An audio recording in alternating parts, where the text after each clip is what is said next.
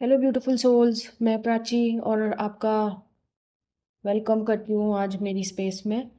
अम, आज मैंने स्प्रेड जो निकाला है काफ़ी इंटरेस्टिंग है।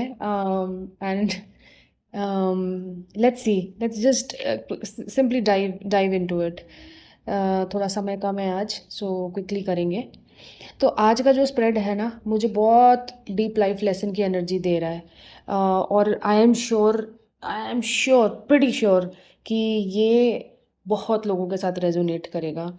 तो ये सिर्फ एक टैरो रीडिंग नहीं लग रही है। और ये एक क्या बोले, ये एक रिमाइंडर लग रहा है उन लोगों के लिए जो लाइफ में इमोशनली स्टक फील कर रहे हैं।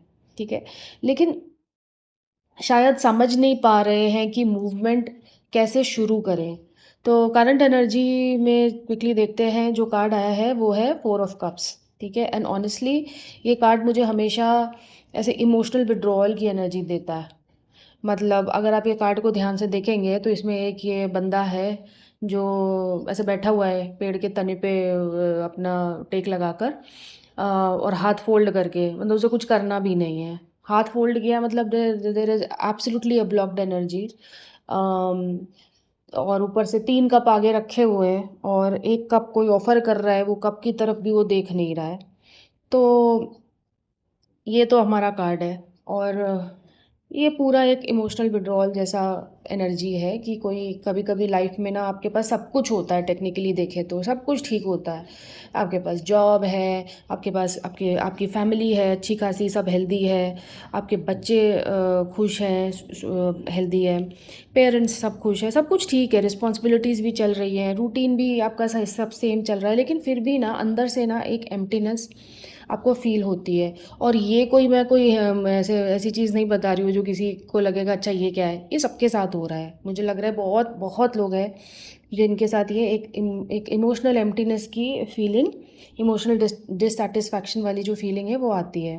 मतलब जैसे सुबह उठकर मैकेनिकली सब कुछ कर रहे हैं, ऑटो पायलट में लाइफ चल रही है। लेकिन इसमें कुछ लोग होते हैं जो कि ये ऑटो पायलट में बहुत हैप्पी रहते हैं, ठीक है, वो ज़्यादा सोचते नहीं हैं। लेकिन कई कुछ लोग होते हैं जो इतने डीपली सोचते हैं और इमोशनल होते हैं कि वो इस सब चीज़ों को सोचने लगते हैं और उनको ये अखरने लगती है। तो उनका ना, उनका सब कुछ ठीक चल रहा है लाइफ में, पॉइंट नहीं कर पाएंगे कि यार ये प्रॉब्लम है जिसकी वजह से मेरा दिल नहीं लग रहा है। लेकिन उनका दिल नहीं लग रहा है, कहीं तो अटका हुआ है।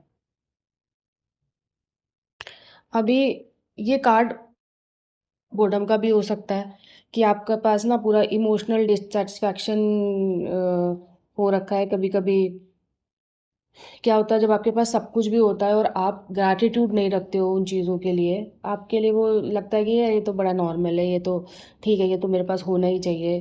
तभी भी आप एक बार ऐसे एनर्जी में चले जाते हो कि, और मुझे लगता है ना कि ये हम सब लाइफ में किसी ना किसी फेज़ में इस एनर्जी से गुजरते ही है।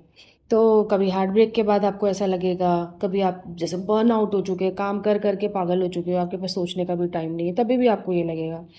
तो ये पैटर्न ना लाइफ में कभी कभी रिपीट करता है। और प्रॉब्लम ये नहीं है कि आपके पास अपॉर्चुनिटीज़ नहीं है, प्रॉब्लम ये नहीं है कि आप इमोशनली, मतलब ये जो इमोशनल डिससेटिस्फैक्शन जो है ना, और जो आप इमोशनली डिस्कनेक्टेड हो जाते हो चीज़ों से, जब आपका दिल, दिमाग, आपके एक्शंस, हर चीज़ अलाइंड होते हैं, तब आपको वो चीज़ फील होती है। कई बार क्या होता है कि हम चीज़ें ना ऐसे ऑटो पायलट में करते हैं कि हमारे एक्शंस तो चल रहे होते हैं लेकिन हमारा दिल कहीं ना कहीं कहीं और लगा हुआ होता है, डिस्कनेक्टेड है।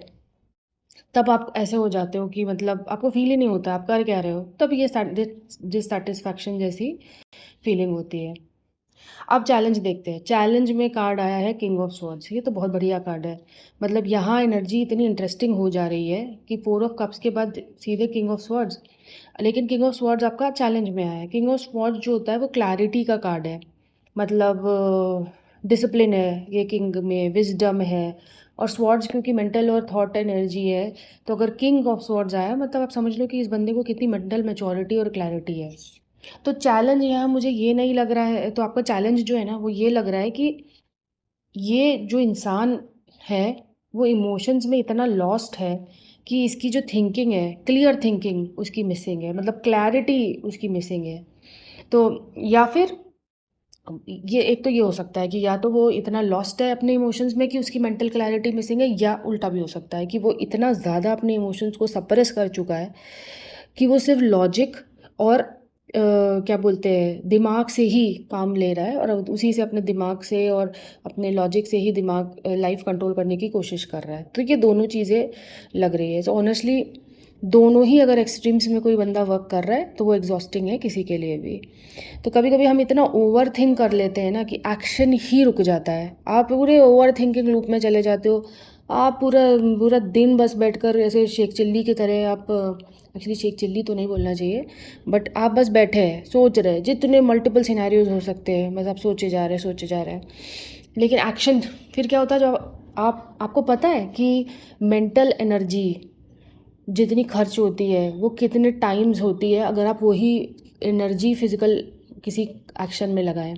मतलब कहने का मतलब है कि जैसे फॉर एग्जांपल कि मैंने 1 घंटा बैठ के फिज़िकल कोई काम किया, ठीक है, उसमें आपकी बॉडी कितनी थकी और एनर्जी कितनी कंज्यूम हुई, वीज़ा वी आपने मेंटल कोई 1 घंटा बैठ के अपना ये किया सोचा और ये सब किया, उसमें कितनी एनर्जी खर्चा हुई। मतलब उसका टाइम्स नहीं पता, बट जो मैंने कहीं पढ़ा था कि 1 घंटा मेंटल एग्जॉशन और ये थिंकिंग के बाद, मेंटल मेहनत के बाद आई शुड से, इतनी एनर्जी खर्च हो जाती है कि आप उसके बाद सोचोगे कि ये इतना मेंटल लेबर करने के बाद आप एक्शन ले पाओगे, नहीं ले पाओगे। तो इसलिए ये कहीं ना कहीं बताने की कोशिश मुझे लग रहा है ये हो रही है।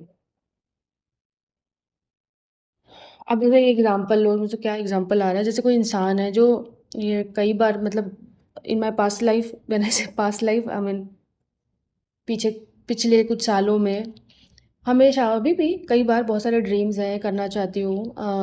तो कई बार बोलती हूँ कि ये एक दिन मैं अपना पैशन फॉलो करूँगी या करूँगा, लेकिन वो जो एक दिन है ना वो कभी आता नहीं है। There is always, you will always hear people say some day I will do that, but that some day never comes. It has to be that day one day. और ये कौन सी पिक्चर देखी थी मैंने, नाइट्स एंड नाइट्स एंड एक Tom Cruise की मूवी थी, नाइट्स एंड कैसल कुछ ऐसे करके थी, जिसमें वो है टॉम क्रूज जो होता है वो स्पाई वाई होता है, और वो बंदी का नाम याद नहीं आ रहा है। तो वो उसको बोलता है कि उसमें है बेसिकली, यार मेमोरी मेमोरी का हाल देखो। एनीवे तो वो उसको बोलता है कि तुम्हारे क्या ड्रीम्स है, तो वो बोलती है कि मुझे ना केप हॉर्न या कहीं तो मुझे पूरा बाय रोड जाना है। तो बोलती है सम डे आई विल गो। तो वो स्माइल करता है और उसको बोलता है सम डे। तो मतलब ऐसे करके कि ये सम डे ना आता नहीं है कभी। एक दिन आपको डिसाइड ही करना होता है कि यही वो सम डे है जिस दिन मैं ये काम करूँगा। तो आई डोंट नो ये क्यों आया, मे बी किसी के लिए रेलिवेंट हो, जो कोई ट्रैवल करना चाहते हो, बहुत उसको पोस्टपोन कर रहे हो, प्लीज़ पोस्टपोन ना करिए। ट्रैवल में बहुत एनर्जी खर्चा होती है, फिज़िकल एनर्जी आई मीन। और आपको चाहिए कि आप हेल्दी भी हो। तो इसलिए जब आपके पास आपकी तंदुरुस्ती है, हेल्थ अच्छी है, लाइफ में सब ठीक है ना, तब कर लीजिए ट्रैवल। बाकी मैं ट्रैवल को इतना फैंटेसाइज करती नहीं हूँ, क्योंकि आई फील कि वो इंस्टाग्राम से थोड़ा सा ज़्यादा वो हो गया है। बट ठीक है। तो लाइक आई सेड कि अगर कोई बंदा ये दोनों एक्सट्रीम्स में है तो वो दोनों ही एग्जॉस्टिंग है। अब अभी आप ऐसे सोचो कि किंग ऑफ स्वॉर्ड्स आपका चैलेंज आया है, मतलब लाइक आई सेड कि ये दिमाग में शायद इंसान बहुत रह रहा है, ठीक है। कोई इंसान सालों से सोच रहा है कुछ करने का, लेकिन वो कर नहीं पा रहा है क्योंकि मेंटल क्लैरिटी के नाम पर आप अपने फियर को जस्टिफाई कर रहे हो। यही होता है, हर इंसान कुछ ना कुछ ड्रीम करता है, करना चाहता है, लेकिन हर दिन हम उसको पोस्टपोन कर देते हैं ये बोल के कि कल करेंगे कल करेंगे। तो जो प्रोक्रास्टिनेशन आपको क्यों लग रहा है कहाँ से आ रहा है, वो प्रोक्रास्टिनेशन कुछ और नहीं है, वो प्रोक्रास्टिनेशन फियर है। Fear of what? फियर कि अगर मैं ये काम करूँगा तो there can be judgement, there will be criticism, there will be people talking, पता हो सकता है मैं फेल हो जाऊँ। तो ज़्यादातर वो ही चीज़ें जो होती हैं वो आपको वो चीज़ें करने से रोक देती हो। बाकी लेज़ीनेस तो एक बहुत बड़ा कारण होता ही है। ओके, और एक और चीज़ जो मेरे दिमाग में आ रही है कि एक भगवद गीता का एक श्लोक नहीं है जो कर्मों जो बात करता है कि इट गोज लाइक कर्मण्येवाधिकारस्तु या फलेषु कदाचन करके, ये कुछ कुछ श्लोक बस स्कूल में सिखाए गए थे तो वो याद है। मतलब आपका आपके एक्शंस के अलावा किसी और चीज़ पे कंट्रोल नहीं है। मतलब वो एक्शंस आप बस एक्शंस करिए, उसके अलावा उसका क्या होगा रिजल्ट, उस पे आपका कोई कंट्रोल नहीं है। तो उसके बारे में सोचना फिजूल है। There is no point. But वो लाना प्रैक्टिकल लाइफ में बहुत मुश्किल है। हम लोग वहाँ तक पहुँच जाएंगे तो हम भगवान जी बन जाएंगे। बट अगेन भगवत गीता मुझे ऐसा लगता है इज़ क्या बोले, यूज़ अ मैनुअल। जैसे हमारे ऑफिसेज में होती है, मैनुअल्स होते हैं कोई काम करने के लिए, कुछ अचीव करने के लिए। मुझे लगता है it's a user manual, it's a handbook which was passed over by Krishna to humanity, कि देख लो ये स्टैंडर्ड्स है, मैं तुमको सब कुछ लिख के दे रहा हूँ, अगर तुम ये फॉलो करोगे तो देर इज़ नो वे कि तुम मेरे जैसे नहीं बन सकते, एटलीस्ट अर्थ पे तो। In 3D, we are talking about 3D। तो ये जो अवतार होते हैं भगवान जी लोगों के, वे विष्णु जी हैं, उनके जो अवतार थे कृष्ण जी, राम जी, जो वो अवतार लेते हैं 3D वर्ल्ड में, तो वो होते तो इंसान ही है ना। तो ऑल्दो उनकी कॉन्शियसनेस और वो लोग कनेक्टेड होते हैं अपने हायर सेल्फ से, और वो हायर कॉन्शियसनेस से, अपनी गॉड एनर्जी से, बट ह्यूमन क्वालिटीज़ भी होती हैं ना उनके अंदर। तो सोचो कि उन्होंने पूरी हैंडबुक लिख के दी है और हम फिर भी भटक रहे हैं। भटक रहे हैं, नॉलेज ढूंढने की कोशिश कर रहे हैं इधर उधर। कुछ लोग तो ढूंढ भी नहीं रहे, वो जैसे है वो वैसे ही खुश है। तो उनके लिए है कि मतलब साफ साफ लिख रहे हैं वो कि भैया एक्शन करो, the only thing that you can control is action. तो हम वो नहीं कर रहे हैं। हम वो कर रहे हैं जो बहुत इजीली किया जा सकता है। अपने बैठ बैठ जाओ पैर पसार के सोफे पे, ठीक है, और अपने दिमाग को बस चलने दो, which is the easiest thing that you can do. Action करने में तो थोड़ी फिर भी मेहनत लगती है। Mental, sorry to use this word, but mental masturbation is the new concept now, जिसके बारे में मैं कभी और बात करूँगी, बहुत लंबा नहीं तो वीडियो हो जाएगा। बैठ के मेंटल मैस्टरबेशन करो भैया, मतलब सोचो कि ये ऐसे ऐसे ऐसे ऐसे ऐसे मैं कर लूँ। अपना पूरा ड्रीमिंग कर ली, ड्रीमिंग में ही आपके ब्रेन ने समझ लिया कि आपको वो सारी खुशियाँ मिल गई वो ड्रीम करने में ही। अभी एक्शन लेने की ज़रूरत ही क्या है, क्योंकि एक्शन लोगे तो मेहनत करनी पड़ेगी, उसके कॉन्सिक्वेंसेज होंगे हर चीज़ के लिए। तो वो है। तो इस श्लोक का क्या मतलब है कि आप बस अपना कर्म करो। सो कभी कभी हम रिजल्ट के फियर से इतना डर जाते हैं कि हम उस चक्कर में भी बैठे रहते हैं, कुछ करते नहीं है। तो ये बंदे को अगर आप देखो 4 ऑफ कप्स वाला, वो बस बैठा है, उस अपना हाथ हाथ पैर और सब बांध के, पालथी मारी हुई है, हाथ भी बांधा हुआ है, मेरे को कुछ नहीं करना है, मैं सिर्फ डिसअपॉइंटेड रहूंगा। ठीक है, तो मूवमेंट ही स्टॉप हो जा रही है इसकी। फिर आगे बढ़ते गाइडेंस का कार्ड देखते हैं। तो गाइडेंस के कार्ड में चैरियट आया है। चैरियट को अगर आप देखो ये कार्ड को ध्यान से, चैरियट चैरियट को अगर आप वैसे भी देखो तो चैरियट से आपको क्या फील हो रहा है, it's a very moving energy. Honestly ये पूरे स्पिरिट का आपका टर्निंग पॉइंट है जब आपको गाइडेंस जो बोल रहा है, क्योंकि चैरियट स्टैग्नेंट एनर्जी को तोड़ देता है।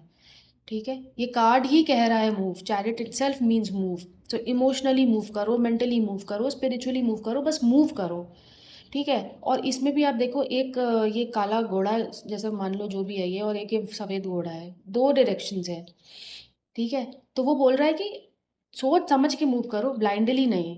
तो यहाँ पर भी चॉइसेस होते हैं। चैरियट बहुत सारे लोग नहीं, मतलब मुझे ऐसा लगता है कि चैरियट में ये दो क्यों है, क्योंकि life is full of duality duality. Duality पे भी कभी बात करेंगे, just touched on this, but we will talk about it कि ज़िंदगी में कभी हर चीज़ सही गलत नहीं होती। कई बार आपको डायरेक्शन चूज़ करना पड़ेगा, there will be multiple options in front of you. तो आप ये सब चूज़ करके आगे बढ़िए। और फोकस मूवमेंट का कार्ड है, तो मतलब अब आप यार बैठ के डिस्ट्रैक्शन छोड़ो, फियर छोड़ो, और जो डायरेक्शन सोल आपको बार बार दिखा रहा है ना, उस तरफ कॉन्शियसली मूवमेंट आप शुरू कर दो। इस पे बस मैं एक चीज़ टच करना चाहती हूँ जो कि मेरे को हमेशा लगता है कि आप ऐसे सोचो कि भगवान ने जब आपको इस दुनिया में भेजा है ना, तो मैं तो I am a firm believer कि हम रीइंकार्नेट होते हैं हर बार। हमारी हम लोग बहुत बार आ चुके हैं इस दुनिया में। जो लोग कम बार आए हैं उनको हम न्यू सोल्स बोलते हैं स्पिरिचुअलिटी में और इन सब क्वांटम में। और जो लोग क्या बोलते हैं, बहुत बार आ चुके हैं उनको हम लोग ओल्ड सोल्स बोलते हैं। ठीक है। तो क्या बता रही थी, भूल गई। What was I trying to tell you? Sorry, I just lost the train of my thoughts कि मैं ये ओल्ड सोल और ये न्यू सोल और ये सब मैं क्यों बता रही थी। बट ये ठीक है, जब जब भी दिमाग में आएगा मैं आपको बताऊंगी। एनीवे, आगे बढ़ते हैं। तो क्लैरिटी आपको सिर्फ थिंकिंग से नहीं आएगी, आपको मूवमेंट से काफ़ी क्लैरिटी आएगी। ये आप ऐसे समझ लो कि जब अभी भी कभी भी आप ओवर थिंक करो, आप कभी ओवर थिंक करो and you want to break the loop, आप एक वॉक करने चले जाओ नीचे। ठीक है, तो आपको काफ़ी क्लैरिटी आ जाएगी। ओके, तो आपने ये वाला श्लोक सुना है भगवत गीता का, जिसमें भगवान जी बोलते हैं, कर्मण्ये वाधिकारस्ते माँ फलेषु कदाचन। मतलब आपका जो कंट्रोल है वो सिर्फ आपके एक्शंस पे है, आपके रिजल्ट्स पे। वो एक्शंस का जो रिजल्ट होगा उस पे आपका कोई कंट्रोल नहीं है। क्योंकि हमको लगता है कि अच्छा, हम अच्छा एक्शन कर रहे हैं तो रिजल्ट भी उसके अकॉर्डिंगली आएगा, लेकिन उस एक्शन के साथ बहुत सारे और फैक्टर्स होते हैं जिसके बेसिस पे रिजल्ट बनता है। जैसे कि वो एक्शन करते वक्त आपका इंटेंशन क्या था, आपकी नीयत क्या थी। मतलब बोलते हैं ना कि आप कुछ कर रहे हो उसमें आपकी नीयत क्या है। आप चैरिटी कर रहे हो, लेकिन आपकी नीयत में ये है कि अरे ये तो मैं इसकी फ़ोटो लेके इंस्टाग्राम पे लगाऊंगा, लोग मुझे प्रेज़ करेंगे। अगर आपकी नीयत वो है, rather than actually going and helping the other person, तो फिर यहाँ पर देखो, आप इंटेंशन खुद ही समझ लो कि क्या है। सो जो यूनिवर्स है ना, वो आपके इंटेंशंस और आपकी नीयत अच्छे से समझता है। आप ये समझ लो कि there is absolutely nothing which is hidden. जो भी आप आपके अंदर से लेकर बाहर तक आप सोचते हो, आपकी नीयत होती है ना, वो आपको कुछ दिखाना नहीं है। No pretence with the universe. That's why many a times we think that we are doing a good deed, we are doing the right thing, but we still not getting the result, क्योंकि हमारे intentions में कहीं ना कहीं वो honesty और वो clarity नहीं होती है। तो खैर वो दूसरी बात है, बट यहाँ पर हम ये बताने की कोशिश कर रहे हैं कि जो आपका चैरियट कार्ड है ये बोल रहा है कि आप एक्शन लीजिए। ठीक है, उसके पीछे के फियर्स और मतलब क्रिटिसिज्म और ये सब सोचकर आप मत बैठो। मूवमेंट आप अपनी स्टॉप मत करो। ठीक है, और इसीलिए गाइडेंस में जो ये चैरियट है वो ये आपको बार बार बोल रहा है कि ऑल्दो आप देखो, चैरियट में ना दो हॉर्सेज हैं या क्या है पता नहीं, स्फिंक्सेस है। ये 2 हैं और ये बता रहे हैं कि आप एक डायरेक्शन में आप एक डिसीजन लो कि आपको इधर मूव करना है ना, you start moving. So basically this card is of movement.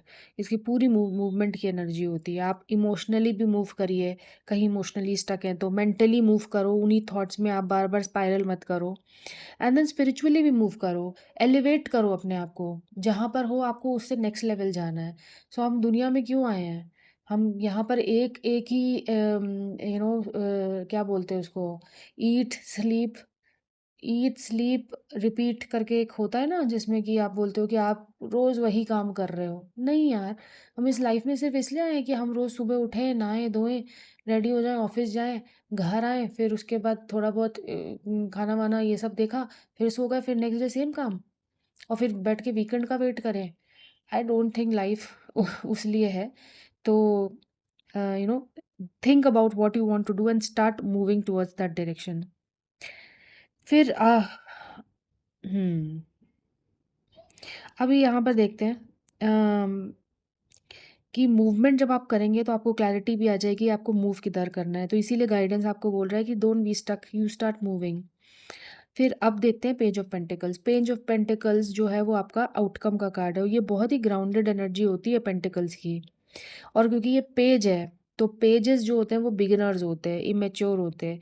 लेकिन आपको ये पेज ऑफ पेंटिकल्स को वैसे रीड नहीं करना है। मुझे लगता है कि इसकी एनर्जी ऐसे आ रही है कि मतलब एक स्लो बिगनिंग का कार्ड है। तो आप पहले डिसाइड करिए आपको क्या करना है, आपको किस डायरेक्शन में मूव करना है, and then start learning it. Start putting consistent small efforts with consistency and discipline towards whatever you want to achieve. जैसे कि कोई फाइनली ये कह रहा हो कि अब मैं सिर्फ सोचूंगा नहीं, मैं कुछ एफर्ट करके दिखाऊंगा। तो रियल ट्रांसफॉर्मेशन जो है वो आपका तब आता है जब आप स्मॉल कंसिस्टेंट एफर्ट्स हर दिन करते हैं, rather than a big bang once in a month और two twice in a month. तो और आप एक और भी चीज़ सोचो, हम लोग हमेशा क्या सोचते हैं, और यहाँ पर मुझे पता नहीं क्यों ये चीज़ आती है, क्योंकि मेरे साथ भी होती है। जैसे मेरे को I am very fond of art. जब मैं किसी आर्टिस्ट का काम देखती हूँ ना, तो मैं इतना ओवरवेल्म हो जाती हूँ कि यार यहाँ तक मैं कैसे पहुँचूँगी। लेकिन हम लोग भूल जाते हैं कि वो जो मास्टर आज हम जिसका काम देख रहे हैं, और वो जो मास्टर है वो यार 4 पता नहीं कितने सालों से उसको प्रैक्टिस कर रहा है, और वो कभी बिगिनर था। और हम ना अपने आप को उसके मास्टर वाले वर्जन के साथ कंपेयर करने लगते हैं, and we get overwhelmed. So what we have to do is we have to think that this person who has achieved mastery has done that over a period of over years and years and years of consistency and hard work. तो उससे compare नहीं करना है। अगर हम उससे compare करेंगे तो ऑब्वियसली आपको इतना ओवरवेल्म हो जाएगा कि आप कभी उसकी तरफ डायरेक्शन ही नहीं लोगे। आप ये सोचो कि ये बंदा भी कभी बिगिनर था, हम भी स्टार्ट करेंगे और हम भी वहाँ तक पहुँच सकते हैं, and then this person is showing you कि आप कहाँ तक पहुँच सकते हो if you have consistent efforts.